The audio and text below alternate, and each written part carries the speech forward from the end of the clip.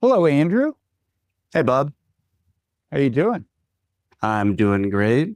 I know your audio only listeners won't be able to see this, but check out this sweet cup I got. Ooh, Earthling mug. Looks like I a gotta, going away present. I gotta keep it center frame. Yes. Karina kept on telling me because I was like, oh, I'm gonna send a picture of our baby, whose name I don't say on podcasts. But you also sent as a going away present a onesie with a little Nonzero logo on it, and she looks very cute Yeah, in it. that And was then a few nice. mugs. And Karina keeps telling me send a picture of the baby in the onesie and say thank you. And I should have done that by now. So this is my official thank you for this very cool looking Earthling mug Least I and could do, onesie. Andrew. And for people who are completely disoriented, let me explain what you're talking about. So Andrew Day, until a couple of months ago, was part of the non-zero media empire, but Hmm. now he's part of the American conservative media empire. Is it a senior editor or the senior editor at the American Conservative? I say the senior editor, just because it What does sounds the other cooler. senior editor say about that? Well, there isn't another senior editor. I think Sumatra Mitra, who is a very smart guy, one of the writers on staff, he had been senior editor, and now he's kind of been unleashed as senior writer. And his work Hmm. is worth So you're checking out.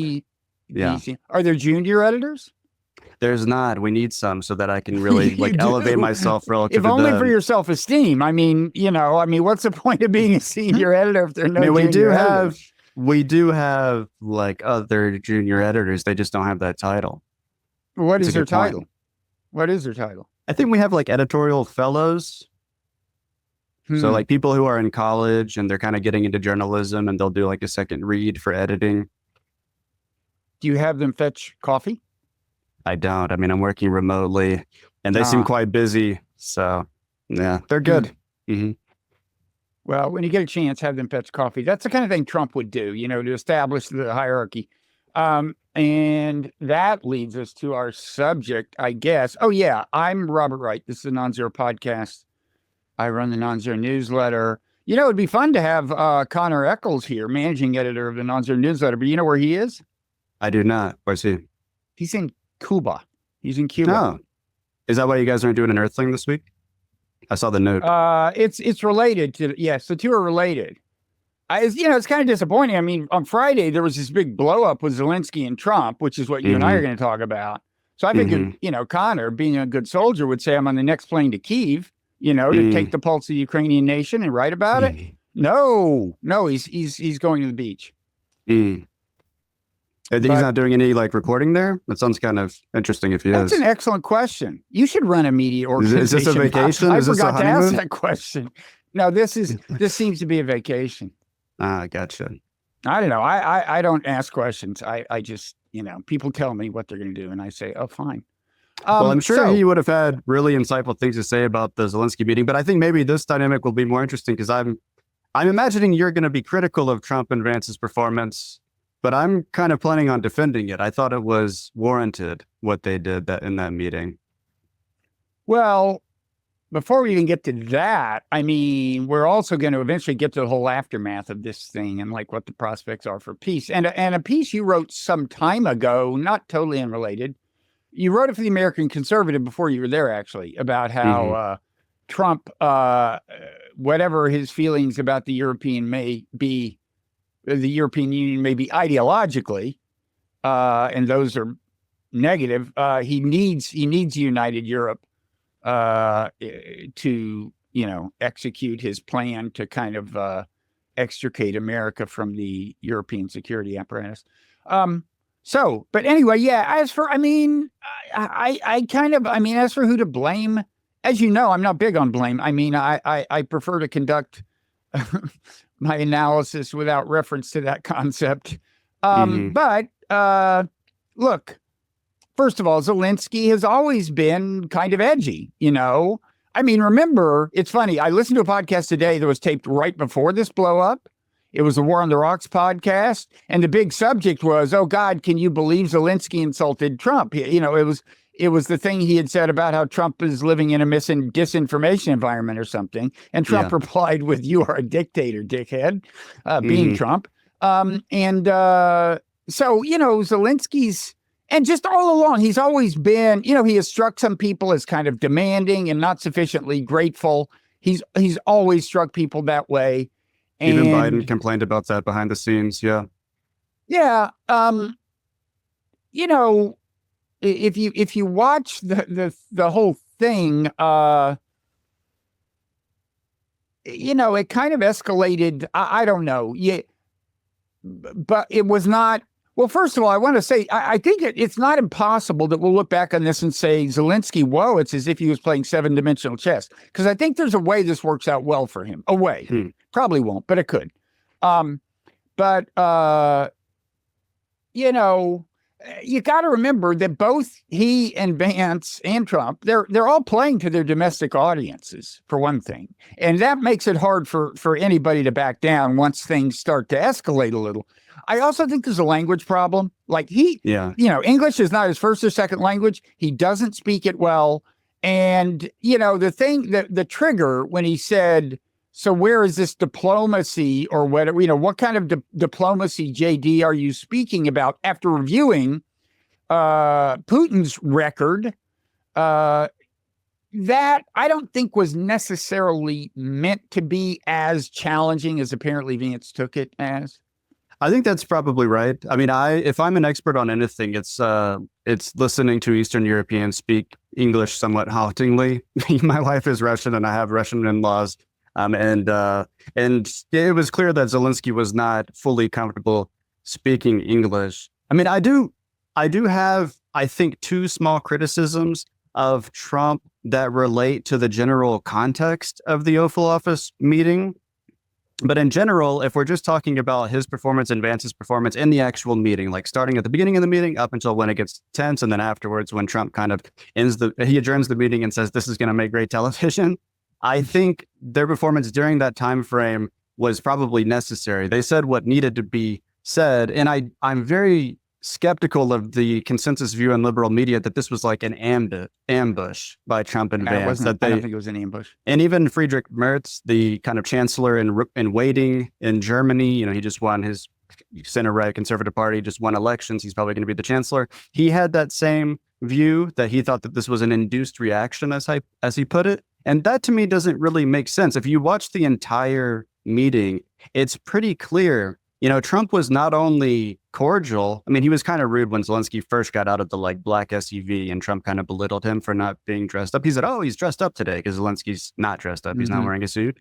But during the meeting, Trump was cordial, and he was even quite restrained. And I had the sense that Zelensky he came in with the intention of undermining the Trump administration's diplomatic efforts. He even brought these pictures of these POWs who had been tortured. And he showed those to Trump. He kept on when Trump is kind of unique among Western leaders in doing this, but he often talks about how people on the Russian side and the Ukrainian side are dying, and that's got to stop.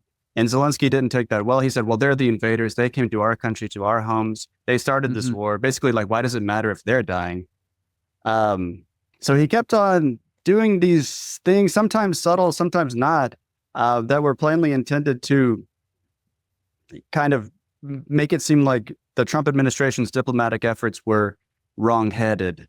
And eventually, obviously, it just blew up. I think by the time that Trump got agitated and kind of unleashed his primal energy and was even getting physical with Zelensky and shoving his arm a little bit, it made sense to me that he felt by that point that he really needed to shut this down and kind of put Zelensky in his place. I can talk about these two criticisms that I have, but what do you think about that general assessment? Well, I don't think Zelensky was trying to undermine Trump's diplomacy per se. His big thing is he needs security guarantees. Right. He is insecure about any kind of peace deal that doesn't have troops from an allied country on the ground in Ukraine, for starters, and some kind of American support.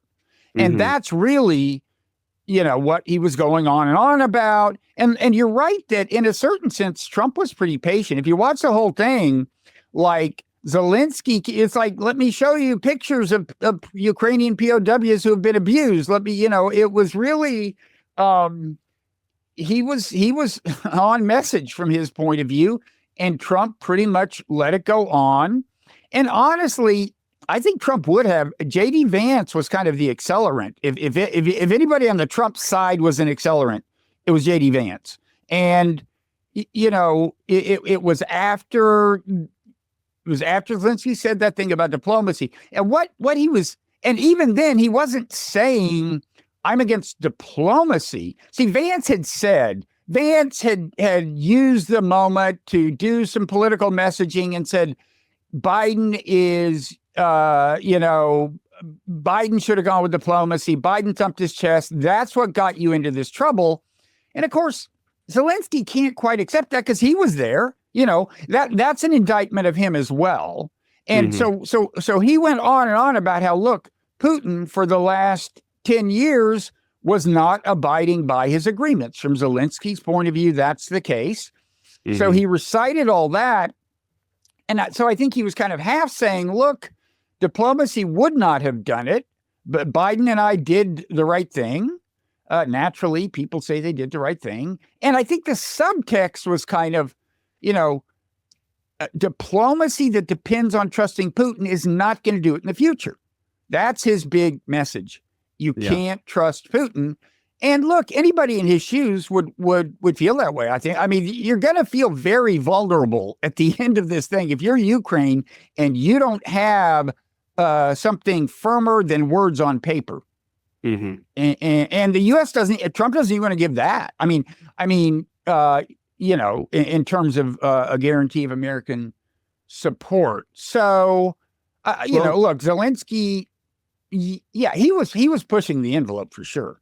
And especially if you know Trump, which he should by now. Right. Yeah, he seemed kind of weirdly unprepared to deal with the alpha male Trump. He had a very different approach than Keir Starmer and Emmanuel Macron had also met with Trump that week. And on certain occasions, they pushed back against J.D. Vance or against Donald Trump, but they did so with much more diplomatic finesse. Well, English is their native language. I really want to keep emphasizing now Macron, that. But Macron isn't totally comfortable in English. No, he speaks it a lot better than Zelensky. But I agree with that. But about Vance being the accelerant or accelerator, I think part of that was that he, unlike Trump, could kind of see Zelensky the entire time. And a lot of what Zelensky was saying that I perceived as undermining diplomacy. And you're right that the way that he's doing that and the reason he's doing that is because he wants security guarantees and he doesn't want to sign anything until he gets them. But he was kind of rolling his eyes. He seemed generally agitated. I thought he seemed exhausted, understandably, obviously. And that was kind of manifesting like physically and his demeanor and his kind of physical responses to what Trump was saying. And so I think Vance was watching that, and eventually he just wanted to generally defend Trump's diplomatic efforts and the administration's diplomatic efforts. As far as security guarantees, I mean, one weird ambiguity in this meeting when reporters were asking questions is that they were often asking about the hypothetical peace deal. But the point of this Oval Office meeting, it was kind of like a formality before they would do a signing ceremony for this minerals deal. And I think one of the reasons Trump and Vance, et cetera, are getting annoyed by Zelensky's continued pushing for security guarantees, even though you're right that any leader in his position would be doing that, although I don't think quite as persistently as Zelensky is. But they're kind of thinking of this minerals deal as a security guarantee. And that seems kind of plausible to me. I think a lot of maybe left-leaning people, when they first heard about this deal, they thought, oh, it's a colonial plundering of Ukraine's resources. I think that was Trump's initial hope, but yeah. But yeah, I mean, Zelensky originally floated the idea. He probably should have kept it in his back pocket because it sounds like Trump heard it and thought that sounded like a good idea. Obviously, we're kind of entering into this era where, precious metals and minerals are kind of like the new oil and gas because, lithium is needed to make batteries and copper is needed for technological products. And so America wants to make sure it has access to such things. And in the long list of like precious metals and rare minerals, Ukraine does have some. But if that's really what the Trump administration wanted, they probably would have gone elsewhere. I mean, by this point, it's become explicit. Trump has been willing to explicitly say the whole point of this minerals deal is to make us interested in Ukraine's continued stability because we'll have workers there, we'll have capital investment there, and that'll give Ukraine a kind of guarantee that America cares what happens in Ukraine. But Trump doesn't want to do security guarantees and get drawn into a war with Russia. And probably Russia has such an upper hand in the war so far that they're not going to accept any security guarantees that involve Western troops on Ukrainian territory or any sort of equivalent to NATO Article 5, where Western forces will come to Ukraine's defense if Russia invades. It seems like you want to say something in response to that. Well, I mean, on the minerals thing, first of all, I had heard that Lindsey Graham actually encouraged it. And from his point of view, it was a way to get Trump to continue some arms deliveries beyond what is already authorized. So I think he helped arrange the whole discussion of this thing. I think it doesn't amount to much. I mean, apparently in terms of accessible minerals, there's not all that much. And in any event, the deal they were going to sign, I gather, was pretty vague and really, until they filled in some blanks that weren't filled in, I'm not sure really qualified for the term deal. But I hadn't thought of it as a form of security guarantee. I can see why Zelensky, given how vague it is, I can see why Zelensky doesn't feel super reassured by it. There's no guarantee in that agreement, I'm sure, that there will be American workers on site. And Zelensky knows that in truth, it's not going to amount to much for years. So I don't see it as a big security guarantee. This question of what Russia will accept is fascinating to me because you're right. I don't think anybody's thinking about NATO membership. And I think any realistic person has to accept the possibility that formally taking NATO membership off the table will have to be part of a deal or may well have to be part of a deal. But I understand why Zelensky would really like some troops, even if only European troops that are a kind of tripwire, and ideally would like some kind of theoretical U.S. backstop of that. But the funny thing is, it's like the Russians are saying, no way, that's a non-starter. And some analysts are writing as if that's a given. Like I read something by Anatol Levin that seemed to go with that. Meanwhile, then I listened to the War on the Rocks podcast, and those guys are pretty smart. Ryan Evans, and Michael Kaufman was on it, and Justin Logan from Cato, and so on. And they're talking about the European troop thing. And first of all, Kaufman is saying, I've looked into this. It can happen. Europe can muster the troops. And in the entire podcast, nobody mentions the question of whether Russia will accept it. So, I don't get it. These people know more than I do, but they can't both be right. Either that, we can assume for sure Russia would, or we can assume for sure Russia wouldn't accept it as part of a deal. Do you have a sense for, Russia is saying they won't accept it. Well, people say a lot of things when the negotiations begin. Well, I know that in Hegseth's big speech at the Ukraine contact group in Brussels, and it was a very significant speech in which he basically articulated the Trump administration's, the kind of military dimension of their view of the multipolar world. Basically, we have to retrench from Europe. We can't really afford to subsidize your defense anymore. We're pre-notifying you, we're not going to do this immediately, but you kind of got to get your stuff together because we want to focus on the homeland and core interests elsewhere. One of the things he said is that, a connected point to what I just said is that Europe needs to take the lead in defending Ukraine and kind of guaranteeing its security. And he mentioned peacekeeping troops. He mentioned European and non-European peacekeeping troops. And by that point, it was obvious he doesn't... Hegseth mentioned that? Yeah. And by that point, it was obvious that did not mean American troops. They were not included in the non-European peacekeeping troops. And so I thought that was interesting because, by that point, Trump has already been talking to Putin on the phone, and they're kind of preparing for talks in Riyadh. And I sort of thought he wouldn't have said that if they had assessed Russia's not going to accept that. Look, I think the situation's fluid. I think it's not determined. When you look at the amount of leverage America has, there's a ton of stuff we could give Russia if this really is a sticking point, in exchange for living with 10,000 troops from France and Britain or something in Ukraine, probably not too close to the Russian border.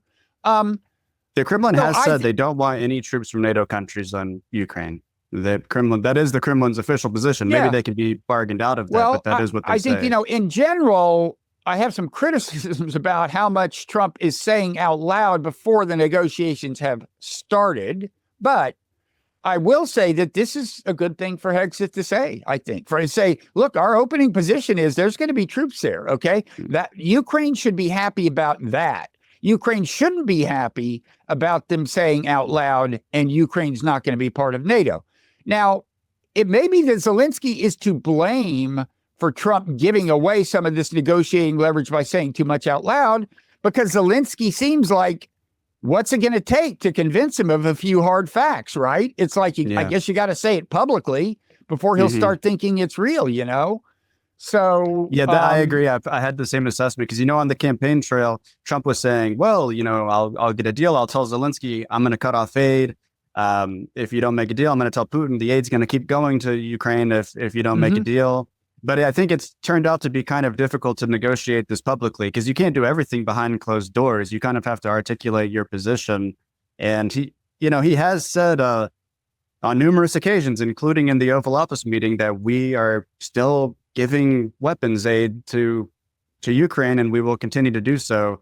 But I think they're getting annoyed that that's enabling Zelensky to keep on, being kind of bold in his demands. And then, one other option in terms of security guarantees that I kind of want to put on the table because I think it's interesting is the notion of armed neutrality. Emma Ashford of the Stimson Center recently had a piece in Foreign Affairs about this.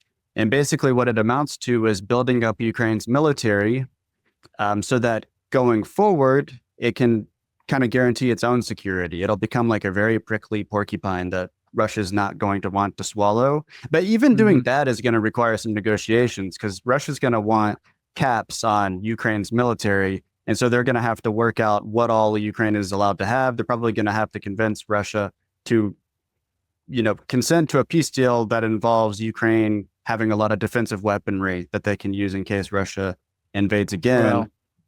Well, and Europeans are talking about that too. I mean, armed neutrality is something that the Europeans are talking about with Ukraine this week, but they're just adding this extra thing that they'll have European troops with an American backstop, Yeah, well, I mean, first of all, the line between offensive and defensive weapons gets pretty blurry as a rule, and that's one of the problems with it gets back to the security dilemma, and right.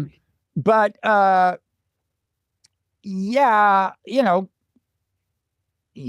neutrality makes sense. I mean, I think, well, first of all, I think an American backstop, if you really had French and British troops and maybe Turkish troops, like in any kind of numbers, that's a pretty serious tripwire. Not that either country would be sure to come to Ukraine's aid as opposed to evacuating troops if Russia invaded. It's just that it's hard for Russia to be sure that they would chicken out, right? So I just don't see Putin anytime soon. Look, if he gets a deal that starts integrating Russia back into the Western economy and so on, I don't see him wanting to cause trouble anytime soon, period. And I certainly don't if there's French and British troops in Ukraine. So this business about the U.S. backstop, I mean, it sounds like it's going to have to be abandoned. And by the way, I think from Trump's point of view, that could be a way of kind of saving face or, well, on the one hand, continuing to support Ukraine with weapons and stuff, but on the other hand, kind of conveying that he did slap Zelensky down, that he won the Oval Office encounter is like, if he comes out now and says, look, I will talk to Zelensky when he quits talking about this backstop thing, because until he accepts that, I'm not going to talk to him. And then Zelensky can just shut up about it and they can start talking and Trump would be like, I won. I'm the dominant male. And then he could continue to, supply arms and stuff without fear of, his fragile ego sustaining any damage.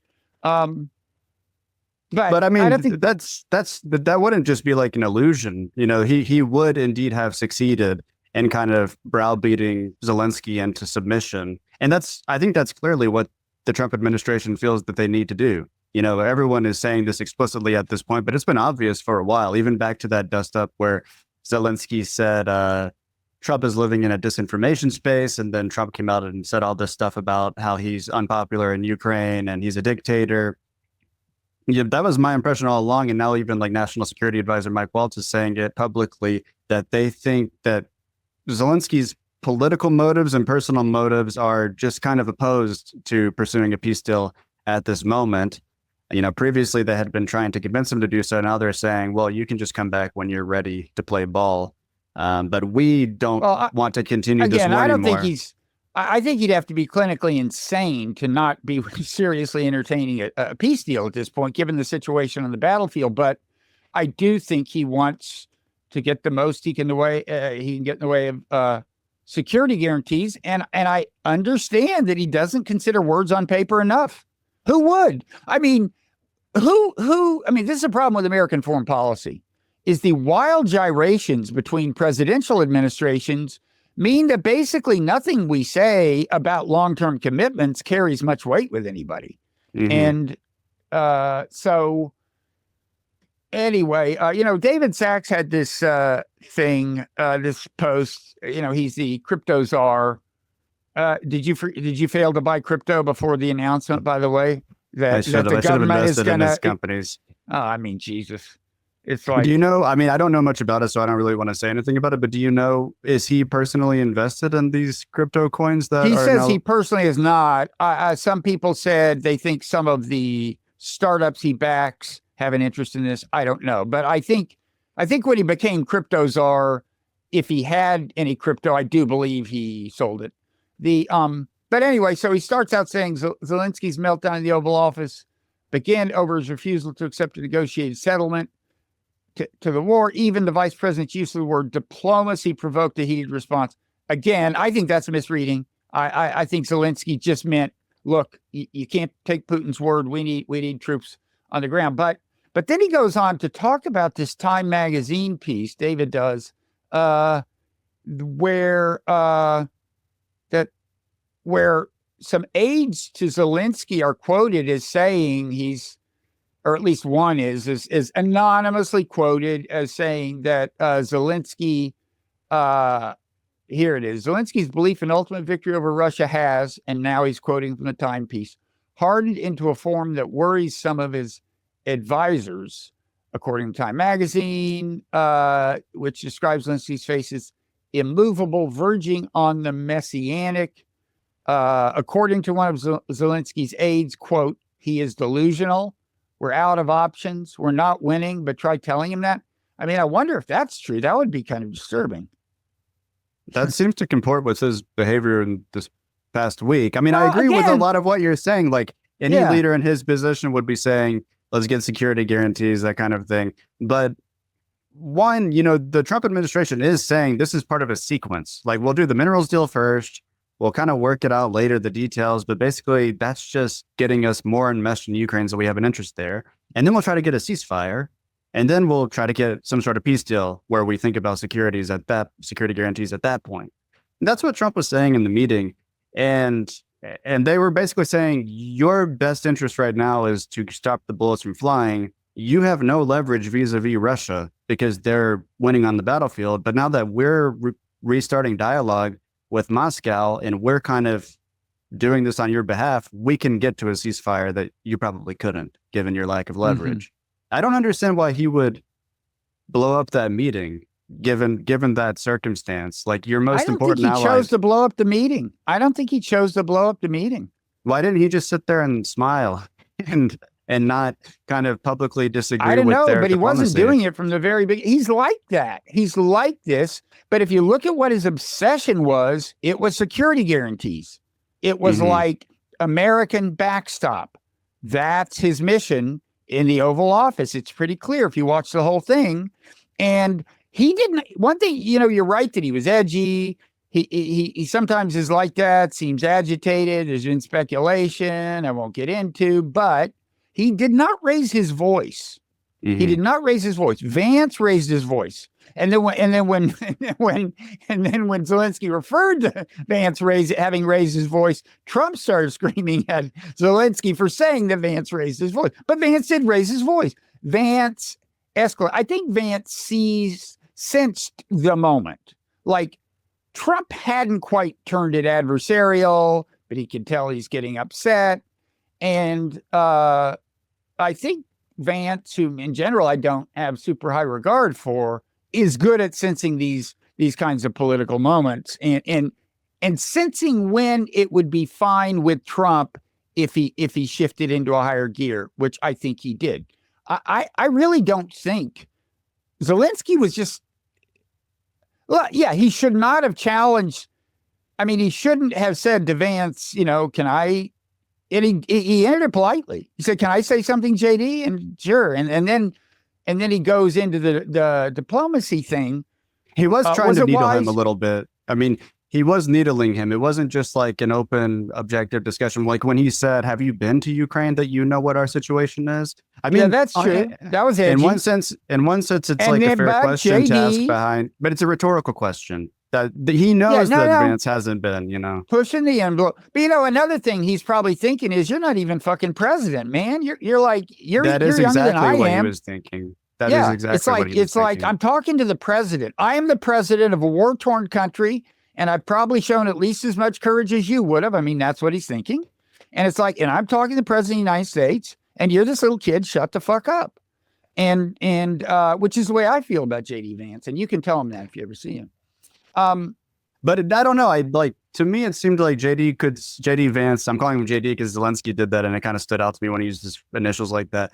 But I think what happened is JD Vance could see his physical reactions to Trump, like as I said, and he felt, okay, I got to step in because it seems like we're getting kind of publicly undermined by our client. This relates actually to the two criticisms I have of Trump that relate to the context of the meeting, because, this event, as I said, this meeting was supposed to be a mere formality that preceded kind of closed door communications, like a lunch where they would probably talk about the details of the minerals deal and then a signing ceremony for the minerals deal.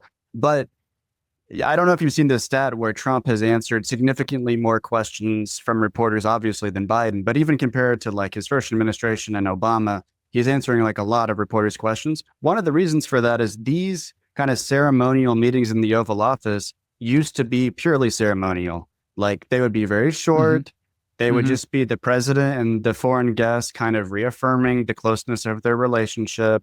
Then they would kind of gesture that they might take questions and reporters would shout like shrieking monkeys. And then maybe the president would see a question that was worth answering and say something, and then they'd wrap up the meeting and then they'd go argue. But I think Trump, to draw a contrast with Biden, he wants to be seen as like answering all these questions and kind of holding court publicly. But the divergence in interests between these two nations, Ukraine and the US right now, made it so that was just kind of unworkable in this particular meeting. Like there's not much that they can say that's not going to piss off the other person, Zelensky and Trump. And so eventually it just kind of got out of control. Yeah. No, the guy's edgy. There's no doubt. Now, before you make your second point, how about if we go into overtime? Yeah, let's do it. So overtime is available to paid subscribers of the Nonzero newsletter. Easy to become one. And wouldn't you say that that's a worthy cause, Andrew? It is. Everyone should subscribe. Actually, I think I need to get a paid subscription now. I realized that I was paywalled out.